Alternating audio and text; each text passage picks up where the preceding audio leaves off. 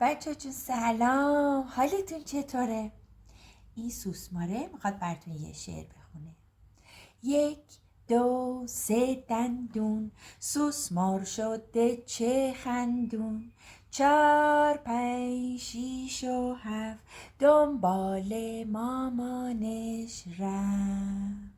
سوسی سوسماره همینطور که داشت بازی میکرد یه دفعه دید لثه‌اش میخوره، خودشو تو برکه دید 2 تا دندون در آورد اون بالا. میتونی برای دندون بالاش 2 تا دست بزنی؟ بخونیم با هم ببینم.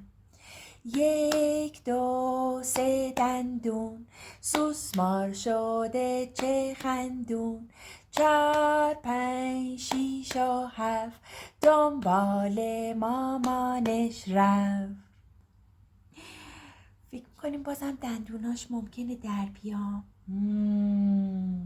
سوسی سوسماره همینطور که داشت بازی میکرد دنبال مامانش میگشت، از این و اون میپرسید که مامان منو یه موقعی شما ندیدین، تا اینکه دوباره خودشو تو برکه دید و دید 2 تا دندونم از اون پایین در آورده.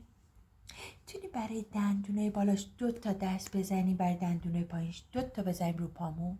میشه چی؟ 1 2 3 دندون، سوسمار شده چه خندون. 4 5 6 و 7، دنبال مامانش رفت.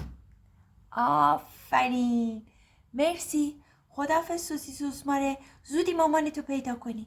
خداحافظ.